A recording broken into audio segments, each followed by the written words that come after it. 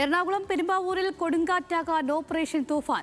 ലഹരിക്കെതിരായ പോരാട്ടത്തിന് ആഭ്യന്തരമന്ത്രി രമേശ് ചെന്നിത്തലയുടെ നേതൃത്വത്തിൽ തൂഫാൻ ജാഗരൺ റാലിയും പൊതുസമ്മേളനവും നടന്നു. ഇതര സംസ്ഥാന തൊഴിലാളികൾ താമസിക്കുന്ന ഭായ് കോളനിയിലും ആഭ്യന്തരമന്ത്രി എത്തി ലഹരിക്കെതിരായ പോരാട്ടത്തിന് ആഹ്വാനം നടത്തി. കേരളത്തിൽ തന്നെ ഏറ്റവും കൂടുതൽ ഒരു ഡ്രഗ്സ് കൂടുതലായിട്ടുള്ളത് നമ്മുടെ പെരുമ്പാവൂരാണ്. അപ്പൊ അതിൽ നിന്ന് ഒരു മാറ്റം വരുന്നുണ്ട്. കുട്ടികൾ തുടർന്ന് വലിയവർ വരെ ഈ ഡ്രഗ്സിന് അഡിക്റ്റ് ആയിക്കൊണ്ടിരിക്കുമല്ലേ. അപ്പം നമുക്ക് പറയാനിരുന്ന ഇങ്ങനെയുള്ള ഒരു തൂഫാൻ എന്നൊരു പദ്ധതി കൊണ്ട് ഇപ്പോൾ എല്ലാവർക്കും നല്ലൊരു പ്രയോജനമാണ്. ലഹരി എന്ന വിപത്തിനെതിരായ പോരാട്ടത്തിൽ കൈകോർത്തു ഒരു നാട്. പെരുമ്പാവൂരിലെ വ്യാപക ലഹരി ഉപഭോഗത്തിന് ഓപ്പറേഷൻ തൂഫാനിലൂടെ തടയിടാൻ ആഭ്യന്തരമന്ത്രി തന്നെ നേരിട്ടെത്തി. 1000-ലധികം പേർ പങ്കെടുത്ത മെഗാ റാലിയോടെയായിരുന്നു തുടക്കം. റാലിയിൽ അണിനിരന്നവർക്ക് രമേശ് ചെന്നിത്തലയുടെ നേതൃത്വത്തിൽ ലഹരി വിരുദ്ധ പ്രതിജ്ഞ ചൊല്ലിക്കൊടുത്തു. ഞാൻ മയക്കുമരുന്നുകളോ മറ്റ് ലഹരി പദാർത്ഥങ്ങളോ ഉപയോഗിക്കയില്ലെന്നും ലഹരിയോട് വിട്ടുവീഴ്ചയില്ലാതെ നോ പറയുമെന്നും ഇതിനാൽ സത്യം ചെയ്യുന്നു.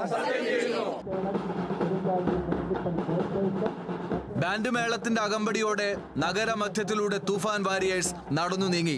വിദ്യാർത്ഥികൾ, രക്ഷിതാക്കൾ, വ്യാപാരികൾ അടക്കം നിരവധി പേർ തൂഫാൻ ജാഗരൺ യാത്രയുടെ ഭാഗമായി.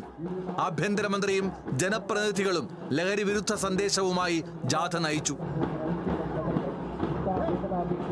ഇവിടുത്തെ പെൺകുട്ടികൾ ഭയരഹിതമായി കേരളത്തിന്റെ തെരുവീഥികളിലൂടെ നടക്കാനുള്ള അവരുടെ അവകാശം ഞങ്ങൾ പുനഃസ്ഥാപിക്കും. തലയിൽ സ്വർണ്ണക്കുടവുമായി ഏതൊരു അമ്മയ്ക്കും ഏതൊരു സഹോദരിക്കും നിർഭയമായി കേരളത്തിന്റെ തെരുവീഥികളിലൂടെ സഞ്ചരിക്കാൻ കഴിയുന്ന അവസ്ഥ ഞങ്ങൾ ഉണ്ടാക്കും. അടിയോടെ ലഹരി ശൃംഖല തകർത്തിട്ട് മാത്രമേ കേരള പോലീസ് പിൻവാങ്ങുള്ളൂ എന്ന് തന്നെ പറയാൻ ഞാൻ ആഗ്രഹിക്കുകയാണ്. പെരുമ്പാവൂർ ഭായ് കോളനിയിലും ആഭ്യന്തരമന്ത്രി എത്തി. ഓപ്പറേഷൻ തൂഫാന്റെ ഭാഗമായി അതിഥി തൊഴിലാളികൾക്കുള്ള ബോധവൽക്കരണവും നടന്നു. और इस नशीले पदार्थों को, ड्रग्स को दूर करने के लिए आपका योगदान हमको चाहिए. हम सब लोग आपको भाई मानते हैं. घर का आदमी समझ करके मैं आपसे ये निवेदन करना चाहता हूँ. ഇതര സംസ്ഥാനങ്ങളിൽ നിന്നുള്ള ലഹരി ഒഴുക്ക് തടയാൻ അയൽ സംസ്ഥാനങ്ങളിലെ DGPമാരുടെ യോഗം ഉടൻ വിളിച്ചു ചേർക്കാനും ആഭ്യന്തര വകുപ്പ് തീരുമാനമെടുത്തിട്ടുണ്ട്. ന്യൂസ് മലയാളം, കൊച്ചി.